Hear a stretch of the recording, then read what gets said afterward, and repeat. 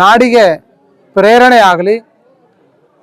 ಸಂತ ಸೂಫಿಗಳು, ಶರಣರು, ಸಿದ್ಧರು, ಅವಧೂತರು, ಆರೂಢರು ಎಲ್ಲರ ತತ್ವಗಳನ್ನು ನಮ್ಮ ಜೀವನದಲ್ಲಿ ಅಳವಡಿಸಿಕೊಂಡು ಹಂಸ ಪಕ್ಷಿ ಹೇಗೆ ಹಾಲು ಮತ್ತು ನೀರು ಎರಡು ಮಿಕ್ಸ್ ಮಾಡಿಟ್ರೆ ಹಾಲನ್ನು ಮಾತ್ರ ಹೇಗೆ ಹೀರಿಕೊಂಡು ನೀರಿನ ಅಂಶವನ್ನು ಹೇಗೆ ಬಿಡುತ್ತದೋ ಹಾಗೆ ನಾವು ಎಲ್ಲ ತತ್ವ ದರ್ಶನಗಳಲ್ಲಿ ಒಳ್ಳೆಯದನ್ನು ಆಯ್ಕೆ ಮಾಡಿಕೊಂಡು ಎಲ್ಲ ಮತಗಳ ಒಳ್ಳೆಯ ಚಿಂತನೆಗಳನ್ನು ಆಯ್ಕೆ ಮಾಡಿಕೊಂಡು ನಮ್ಮ ಭಾರತವನ್ನು ಮುನ್ನಡೆಸಬೇಕಾಗಿದೆ. ಯಾಕಂದರೆ ಭಾರತ ಎಂಬ ಬಂಡಿಗೆ ಹಿಂದೂ ಮುಸ್ಲಿಮರು ಎರಡು ಜೋಡು ಎತ್ತು ಇದ್ದ ಹಾಗೆ.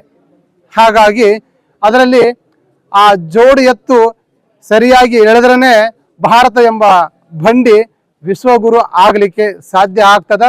ಇಡೀ ಪ್ರಪಂಚಕ್ಕೆ